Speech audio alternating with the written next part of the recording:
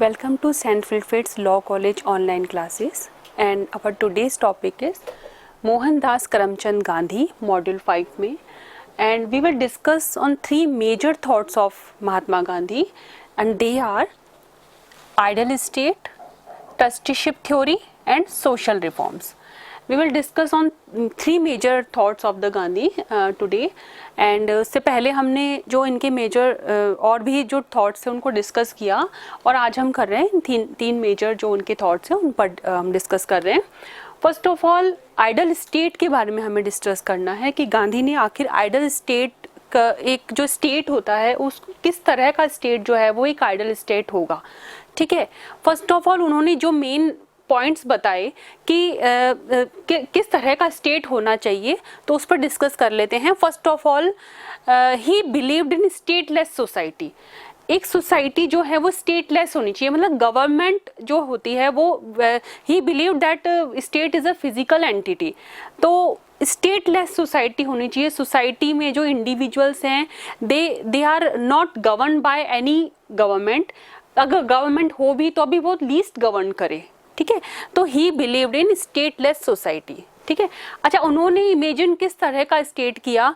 He believed in Ram Rajya concept. He believed in Ram Rajya concept where every individual would be his own ruler. जहाँ पे हर एक जो citizen है वो खुद का रूलर होगा, खुद की कंसेंस से उन्हें जो भी काम करना है वो अपनी जो कॉन्शियसनेस होती है उससे करना है, ना कि किसी फोर्स से करना है. ठीक है, क्योंकि जहाँ पे देखिए जहाँ पे गवर्नमेंट होगी, जहाँ पे रूलर होंगे, वो अपनी एक तरह से सिटीजन्स पर कहीं ना कहीं वो एक तरह से फोर्सफुली अपनी जो पॉलिसीज है उनको इम्प्लीमेंट करने की कोशिश करते हैं. तो Gandhi ji believed in Ram Rajya concept. अगर स्टेट की बात करते हैं कि एक स्टेट जो होता है वो किस तरह का होना चाहिए, राम राज्य कॉन्सेप्ट में बिलीव करते थे गांधी जी कि हर एक इंडिविजुअल जो है वो अपनी खुद की कॉन्शियसनेस से जो है रूल जो पॉलिसीज है उनको फॉलो करे, ना कि किसी फोर्स से.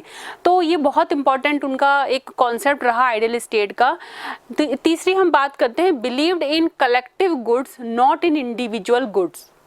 ठीक है, कि वो ये बिलीव करते थे कि जहाँ पे कलेक्टिव गुड होता है, मतलब जो मोस्ट ऑफ द सोसाइटी है, सिटीजन्स हैं, वो ज़्यादा से ज़्यादा उनका खुद का जो है पूरी सोसाइटी का जहाँ पर वेलफेयर हो वही पॉलिसी बेस है, ना कि किसी एक इंसान का या किसी एक ग्रुप का जो है वेलफेयर होना चाहिए, बल्कि एक कलेक्टिव गुड को उन्होंने बहुत ज़्यादा प्रायोरिटी दी कि ऐसी पॉलिसी जिसके अंदर सभी सिटीजन्स का वेलफेयर हो, वो पॉलिसी जो है वो इम्प्लीमेंट करनी चाहिए. कलेक्टिव गुड जो है वो हर सिटीजन का एक मॉरल वैल्यू होना चाहिए, एक मॉरल उसकी ड्यूटी होनी चाहिए कि वो उस तरह की पॉलिसीज को फॉलो करे जो कि कलेक्टिव गुड पे बेस्ड हो.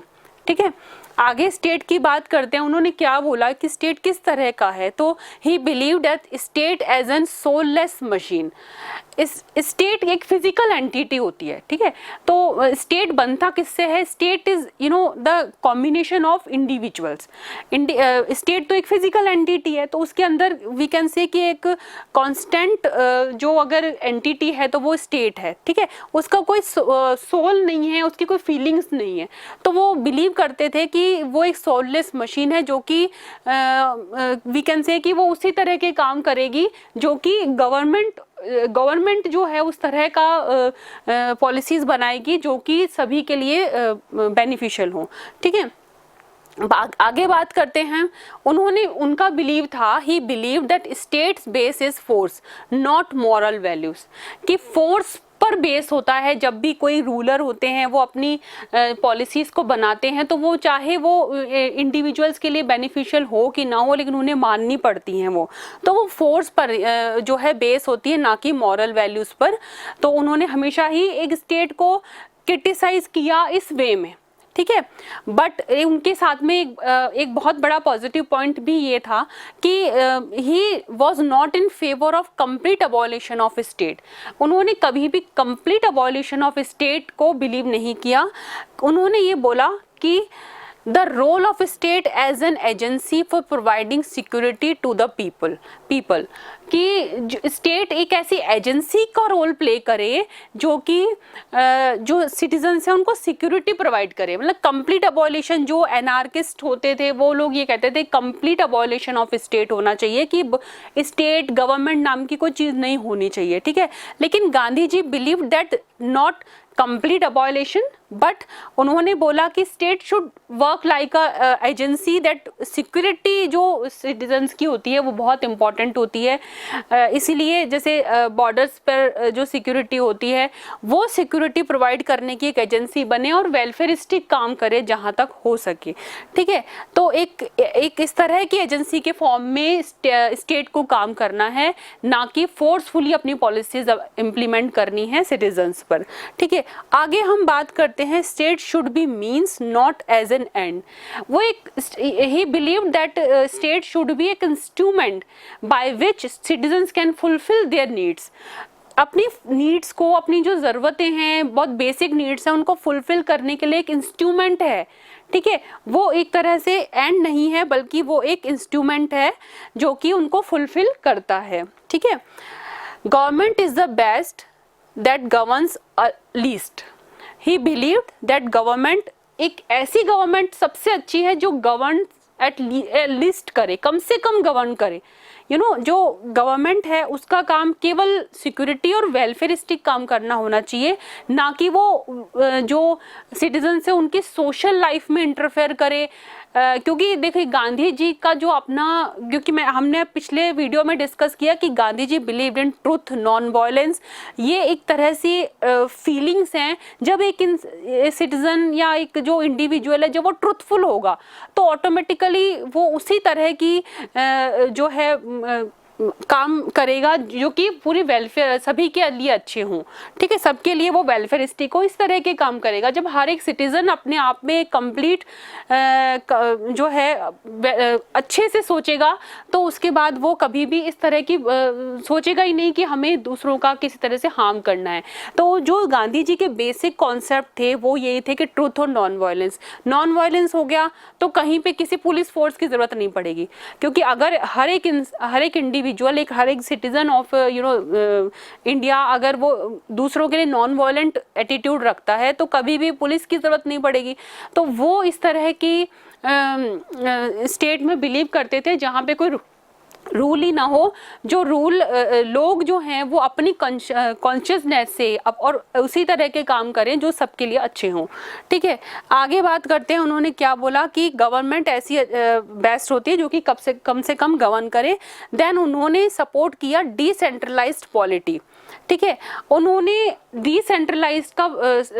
डिसेंट्रलाइजेशन का बहुत ज़्यादा सपोर्ट किया कि जब कभी भी जब गवर्नमेंट अगर गवर्न भी करती है तो उस तरह की होनी चाहिए कि वो डिसेंट्रलाइज फॉर्म में हो। मीन्स उन्होंने सपोर्ट किया ग्राम स्वराज का, ठीक है। तो ग्राम स्वराज का मतलब ये हुआ कि जो गांव का जो लेवल होता है, because he believe that 80% of population resides in the villages. तो विलेजेस का जब डेवलपमेंट होगा तो ऑटोमेटिकली कंट्री का डेवलपमेंट होगा, ठीक है। तो उन्होंने ग्राम स्वराज पर जो है का एक कॉन्सेप्ट दिया कि जो और उन्होंने ही अपने जो पंचायती राज सिस्टम था उसका बहुत ज़्यादा सपोर्ट किया। और वो उन्हीं के फलस्वरूप ये हुआ कि हमारे इंडियन कॉन्स्टिट्यूशन में directive principles of state policy में उनको इंक्लूड किया गया आर्टिकल 40 के फॉर्म में, ठीक है। तो उन्होंने ग्राम स्वराज को बहुत ज़्यादा सपोर्ट किया कि जो बेसिक नीड्स होती हैं, अगर कोई विलेज में रहते हैं जो सिटीजन्स, उनकी जो बेसिक नीड्स होती है वो विलेज लेवल पे ही सॉर्ट आउट हो जाए, उनको कभी भी डिस्ट्रिक्ट या फिर जो स्टेट या नेशनल लेवल पे ना ले जाया जाए। तो बहुत ज़्यादा उन्होंने सपोर्ट किया कि अगर डेवलपमेंट करना है कंट्री का तो ग्राम स्वराज से स्टार्ट करना है, जो सबसे नीचे का लेवल है, जो प्रॉब्लम्स हैं विलेजर्स की वो वहीं पे सॉर्ट आउट होनी चाहिए, ठीक है। आगे इन्होंने एक और बात बोली गांधी जी ने, ही believe that real legislative and executive power shall be exercise at the village and district level, ठीक है। जो रियल एग्जीक्यूटिव और लेजिस्लेटिव पावर्स होती हैं वो कहाँ से एग्जीक्यूट होनी चाहिए, कहाँ से एक्सरसाइज होनी चाहिए, वो होनी चाहिए विलेज और डिस्ट्रिक्ट लेवल पे। नेशनल लेवल पे तो केवल हमें नेशनल गवर्नमेंट को तो ज़्यादा से ज़्यादा क्या करना चाहिए कि वो जो सिक्योरिटी पॉइंट ऑफ व्यू से है वो वाला उनका जो मेन एम ये होना चाहिए, ठीक है। तो ये बहुत इंपॉर्टेंट है कि real legislative and executive power shall be exercise at the village and district level. Okay, बहुत ज़्यादा उन्होंने विलेज लेवल को जो है बहुत इंपॉर्टेंस दी। Then non violent democracy should be there. Democracy ultimately उन्होंने किस तरह की डेमोक्रेसी को प्रिस्क्राइब किया कि डेमोक्रेसी में होता क्या है कि जो रिप्रेजेंटेटिव जो है सिटीजन्स अपने इलेक्ट करके भेजते हैं, तो वो इस तरह के नहीं होने चाहिए कि वो कहीं भी किसी तरह से वायलेशन से अपनी पॉलिसीज़ को फॉर्म करें, पॉलिसीज़ को इम्प्लीमेंट करें या फोर्सफुली उनको सिटीजन से जो है वो लोग फॉलो करवाएं, ठीक है। तो फोर्सफुली फॉलो नहीं करवाना है, कैसे करवाना है, non violent democracy should be there, और उस तरह की होनी चाहिए कि वो अपनी कंसाइज से उसको फॉलो करें, ना कि फोर्सफुली करें, ठीक है। तो स्टेट आइडल स्टेट के फॉर्म में अगर हम बात करते हैं गांधी जी के व्यूज़ की, तो वो उन्होंने हमेशा ही स्टेटलेस सोसाइटी बोला कि गवर्नमेंट जो है उसको लीस्ट वर्क करनी चाहिए और सिटीजन्स को अवेयर होना चाहिए कि what are our duty, and he believe that duties are more important than the rights, ठीक है। राइट्स को लेने से पहले हमें ये सिटीजन्स को ये पता होना चाहिए कि हमारी ड्यूटीज क्या हैं, उनको किस तरह से फुलफिल करना है, ठीक है। Then now the next come on the next topic, that is trusteeship theory. Very important theory it is according to Gandhi. Trusteeship theory उन्होंने उनके इकोनॉमिक जो व्यूज़ थे उनका पार्ट थी, उन्होंने ट्रस्टीशिप थ्योरी दी जो कि हमारी इकोनॉमी को भी बहुत ज़्यादा लिफ्टमेंट हो सकता है, उससे अपलिफ्टमेंट हो सकता है हमारी इकोनॉमी का। तो ट्रस्टीशिप थ्योरी क्या थी, उसके बेसिक पॉइंट्स क्या थे, हम एक बार उसको डिस्कस कर लेते हैं। First of all, Gandhi ji believe that capitalism is a evil custom and it's a means of exploitation of poor, ठीक है। कैपिटलिज्म का उन्होंने हमेशा ही जो है अगेंस्ट में बोले उनके कि कैपिटलिस्ट जहाँ पे कुछ ग्रुप, जहाँ बहुत ज़्यादा फ्रीडम दी जाती है, जैसा कि हम अगर कैपिटलिज्म का बैक से एग्जांपल देखें तो यूएसए जो है वो कैपिटलिस्ट आइडियोलॉजी पे बेस था। तो उन्होंने बोला कि ये एक एविल है, इससे क्या होता है कि जो पूरी कंट्री है उसके कुछ ग्रुप्स जो होते हैं उनको ही बेनिफिट मिलता है, complete society can not be get the benefit from the capitalist ideology, ठीक है। तो उन्होंने कैपिटलिस्ट आइडियोलॉजी का अगेंस्ट में बोले और उन्होंने सोशलिज्म जो आइडियोलॉजी थी जो इंडिया में अडॉप्ट की गई उस आइडियोलॉजी को उन्होंने सपोर्ट किया। और इसके बाद हम बात करते हैं, he suggested that those who have money must satisfied their own needs and use the surplus in social welfare. This is the extract of the trusteeship principle कि जो हमारी उन्होंने ये बोला कि जो भी नीड्स हैं, ये सबसे ये डेफिनेशन है हमारी ट्रस्टीशिप थ्योरी की कि जो भी नीड्स हैं, ठीक है, उनको फुलफिल करने के बाद जो सरप्लस बच जाता है हर एक इंडिविजुअल के पास, उसको हमेशा सोशल वेलफेयर में यूज करना है। And this is called the trusteeship principle, this is called the trusteeship theory. इससे क्या होगा, ठीक है, कि पहले तो नेसेसिटी को यूज फुलफिल करें, अपनी नीड्स को फुलफिल करें, लेकिन हर एक इंसान है जो है ही believe that every individual has a different capacity, some have more capacity than the others to earn money। तो उसमें क्या होना चाहिए कि those who have more capable to earn, तो उनको क्या करना चाहिए, अपना वो अर्न करें और उसके बाद अपनी नीड्स को फुलफिल करने के बाद जो भी बच जाता है वो सोसाइटी को दे दे, एक ट्रस्टी बन के उसको सोसाइटी को सर्व करें, ठीक है। ये एक तरह की सोशल सर्विस भी हो गई। तो इससे क्या होगा, गांधी जी बिलीव दैट इस तरह की जो पॉलिसी यूज़ करेंगे तो इससे एक सोल जो सेटिस्फेक्शन होता है, अपना जो जॉब सेटिस्फेक्शन होता है वो भी हमें इंडिविजुअल को मिल सकता है, और दूसरा इससे इकोनॉमी भी बहुत ज़्यादा स्ट्रेंथन हो जाएगी, ठीक है। तो ही suggested that those who have money must satisfied their own needs and use the surplus in social welfare. बाकी जो बचा वो सोशल वेलफेयर में आप दे दीजिए, ट्रस्टी बन के उनको दे दीजिए, सो दैट कि उसका जो यूज़ है वो सोशल वेलफेयर में हो। जो लोग those who are not able to earn, ठीक है, मोर मनी, उनके फुलफिलमेंट के लिए वो चीज़ काम आ जाए। तो बेसिकली हम ये वाला जो पॉइंट है वो ट्रस्टीशिप को की डेफिनेशन को बताता है, तो इसको मैंने हाईलाइट कर दिया है। देन आगे उन्होंने क्या बोला, this concept ensures an equitable distribution of resources. ऐसा नहीं होगा इन द सोसाइटी, ऐसा नहीं होगा कि those who are able to earn more, उन्हीं के पास सारे रिसोर्सेज सोसाइटी के कंसंट्रेट हो जाए, ठीक है। तो इससे क्या होगा, इक्वल डिस्ट्रीब्यूशन ऑफ रिसोर्सेज होगा, कि जो रिसोर्सेज हैं वो सभी में सभी तरह से इक्वली जो है डिस्ट्रीब्यूट हो जाएंगे। तो सोसाइटी में डिस्क्रिमिनेशन नहीं रहेगा, डिस्क्रिमिनेशन नहीं रहेगा तो अनसेटिस्फैक्शन नहीं रहेगा, और लोग अगर सेटिस्फाई रहेंगे तो ऑटोमेटिकली राम राज्य को हम गेट कर सकते हैं। तो ये इम्पॉर्टेंट उन्होंने ट्रस्टीशिप वाला जो बताया, उसके थ्रू ही सारी चीज़ें जो है इम्प्लीमेंट की जा सकती है सोसाइटी में, ठीक है। फोर्थ उन्होंने बोला ट्रस्टीशिप बेस्ड ऑन 2 प्रिंसिपल्स, ठीक है। कौन कौन से 2 प्रिंसिपल्स हैं? पहला है नॉन पोजीशन, ठीक है।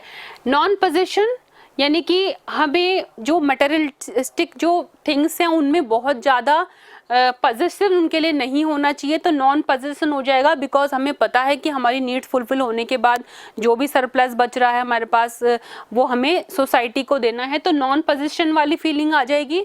और नॉन स्टीलिंग, इससे क्या होगा कि कई बार इस तरह से भी हो जाता है कि लोग क्यों चोरी करते हैं, क्योंकि उनकी नीड्स फुलफिल नहीं होती।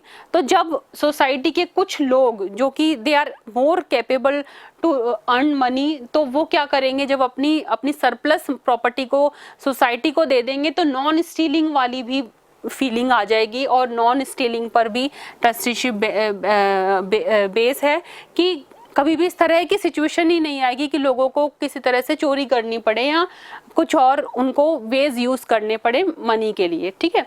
तो ये हो गया। Then man should minimise his necessities to the best possible limits, ठीक है। उन्होंने ये इस चीज का ट्रस्टीशिप का ये भी बेस है कि उन्होंने ये बताया, प्रिस्क्राइब किया कि every individual should minimise his needs.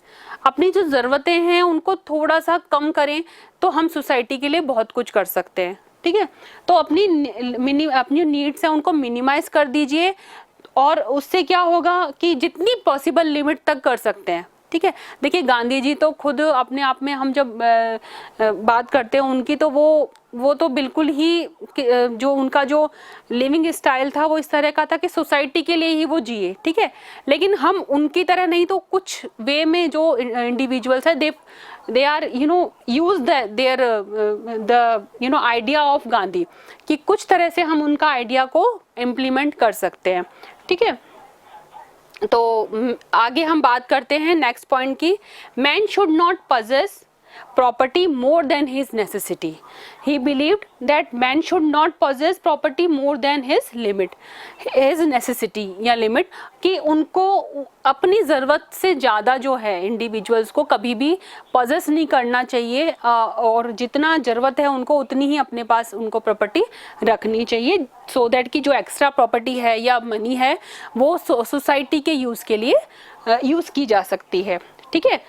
It can be increase our economy, उन्होंने बोला कि ये हमारी इकोनॉमी को स्ट्रेंथन कर देगी, ठीक है। ज़रूरत ही नहीं पड़ेगी किसी भी अदर कंट्री से हमें कुछ भी इंपोर्ट करने की, क्योंकि जब हमारी इंडिया में ही की इकोनॉमी इतनी स्ट्रॉन्ग हो जाएगी कि इक्विटेबल रिसोर्सेज का डिवीज़न हो जाएगा, तो हमें ज़रूरत ही नहीं पड़ेगी कहीं और से कुछ भी इंपोर्ट करने की, और हमारी इकोनॉमी जो है वो एक स्ट्रेंथन उसकी हो जाएगी और बहुत ही बेस्ट वे में हम उसको इंक्रीज कर सकते हैं, ठीक है।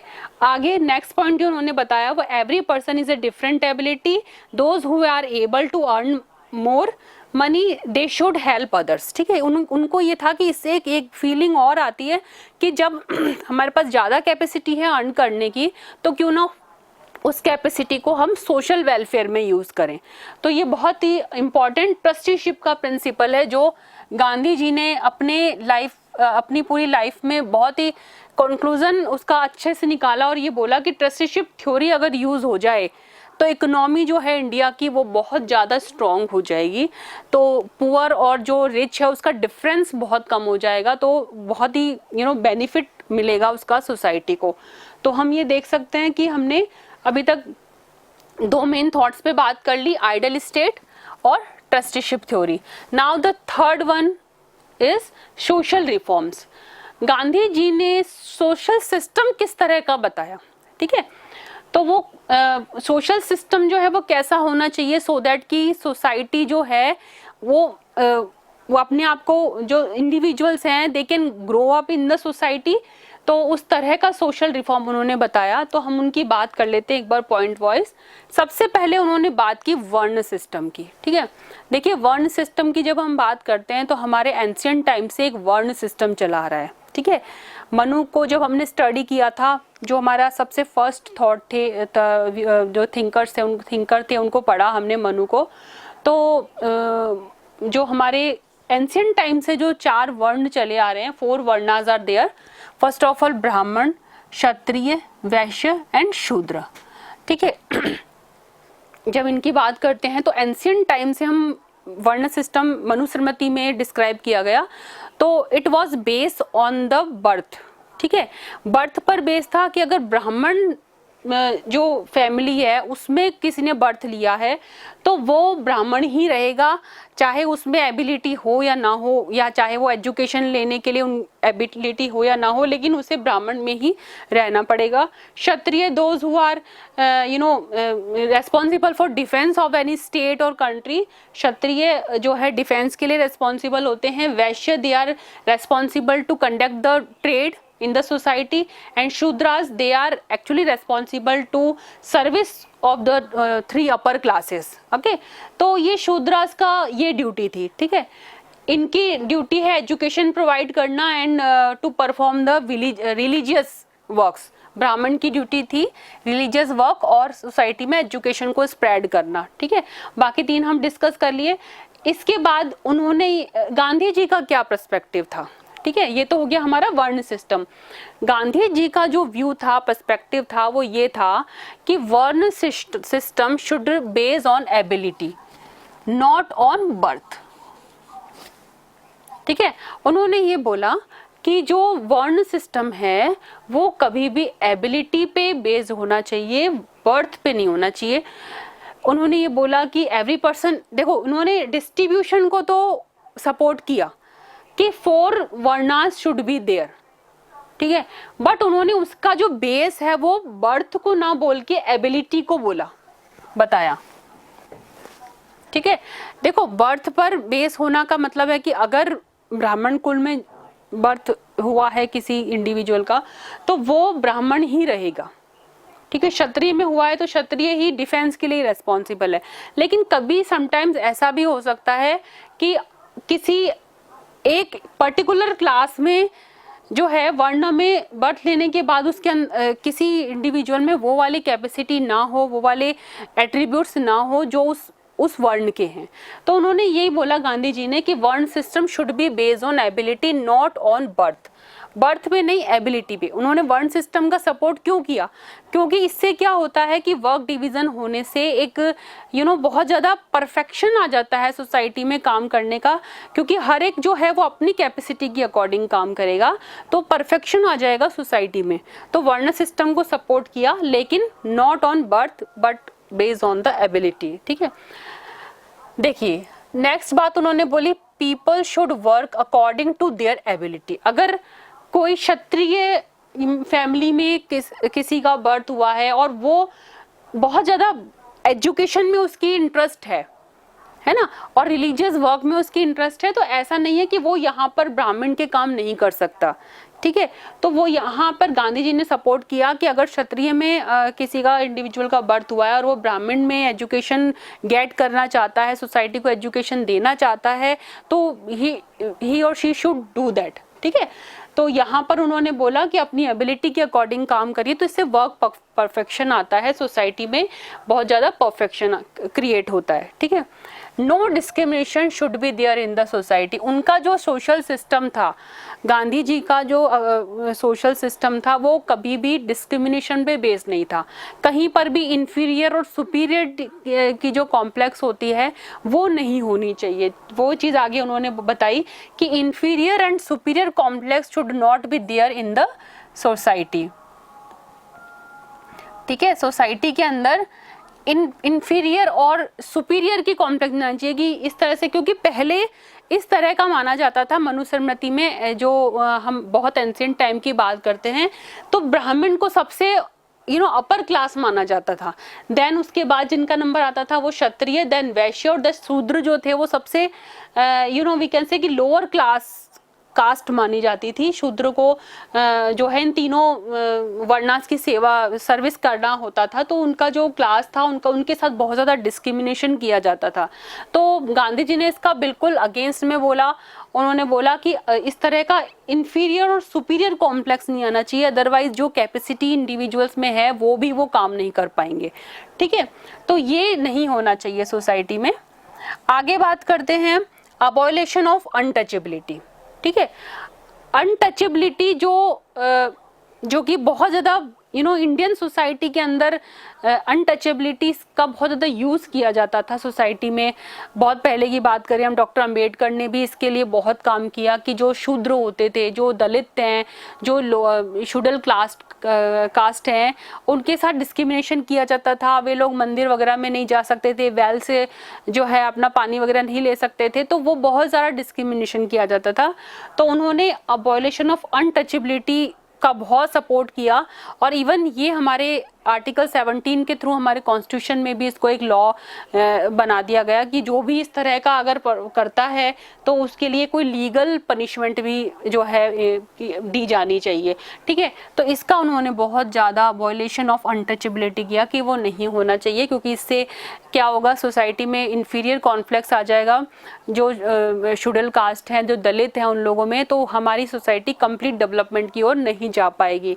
ठीक है, इसके बाद जो एक चीज़ बहुत इंपॉर्टेंट है कि हरिजन, मतलब हरि मीन्स की गॉड के जन, मतलब उन्होंने जो दलित थे, जो शेड्यूल कास्ट थे, उनको जो नाम हरिजन दिया गया वो गांधी जी के थ्रू ही दिया गया।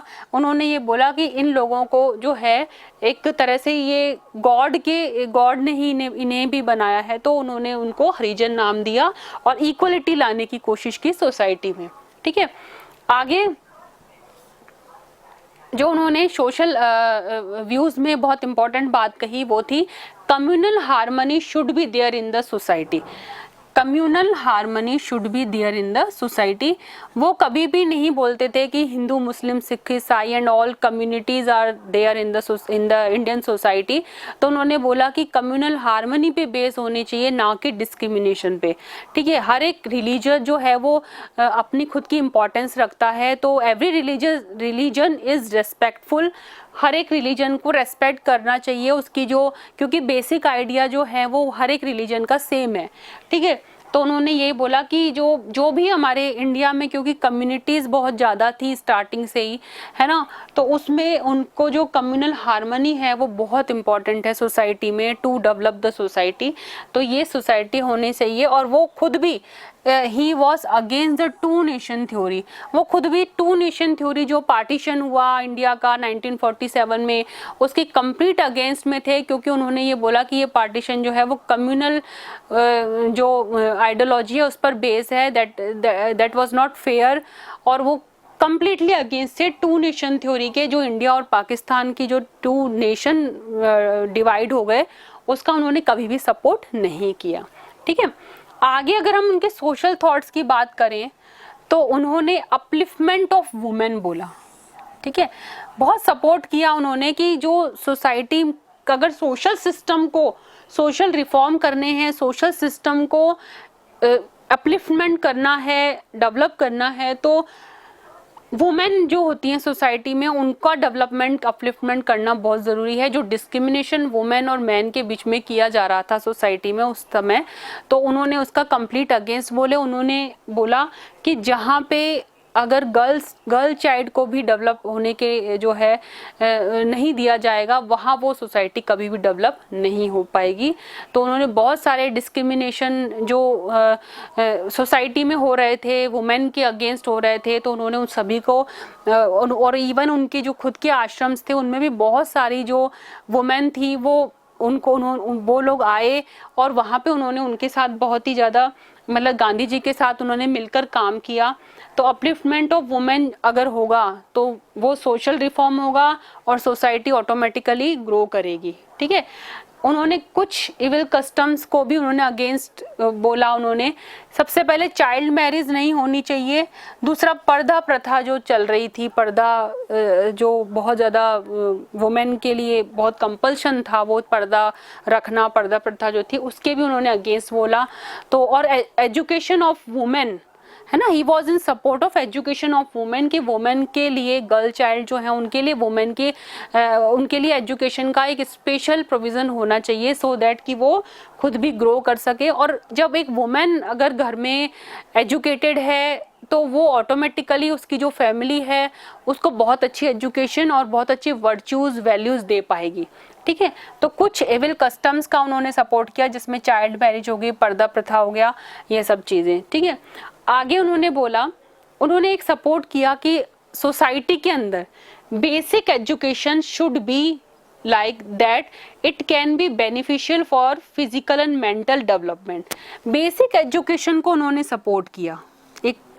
एक ऐसी एजुकेशन जो हमारी एजुकेशन पॉलिसी है शुड बी लाइक दैट कि वो किसी भी एक स्टूडेंट की मेंटल और फिजिकल दोनों एबिलिटीज को जो है डेवलप कर सके। इस तरह की जो है एजुकेशन सोसाइटी में प्रोवाइड की जानी चाहिए, स्प्रेड की जानी चाहिए।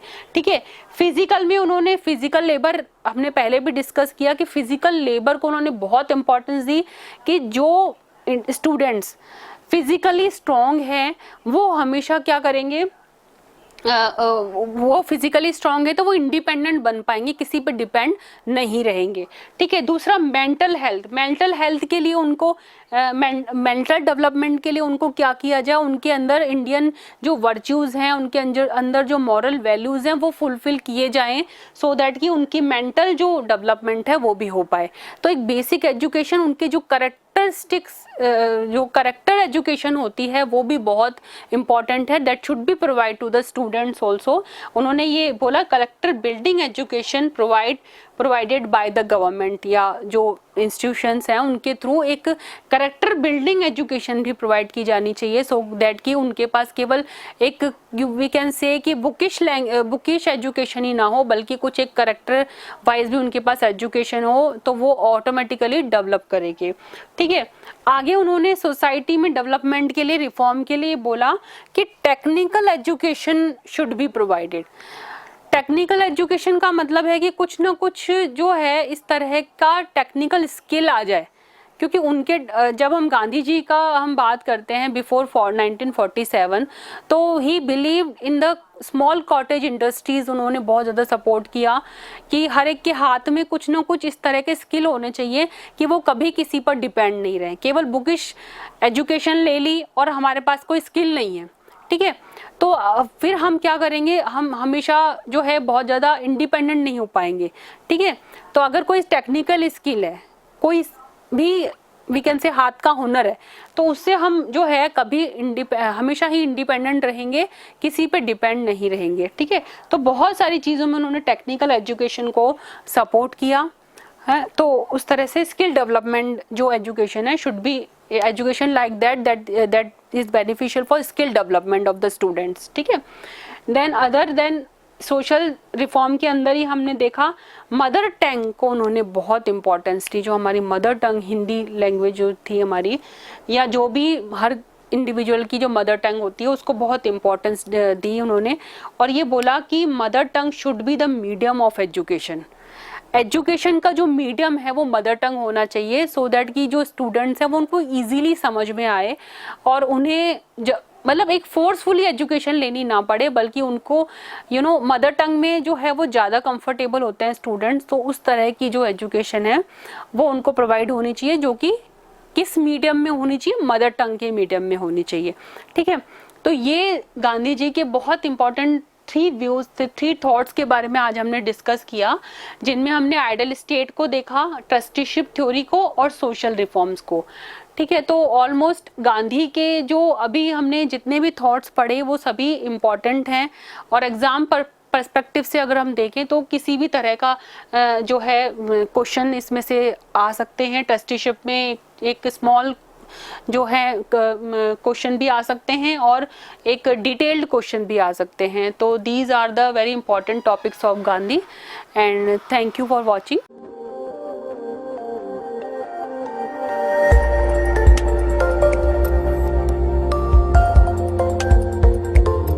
At St. Wilfrid College of Law, Sector 10, Meera Marg, Madhyam Marg, Jaipur, Rajasthan.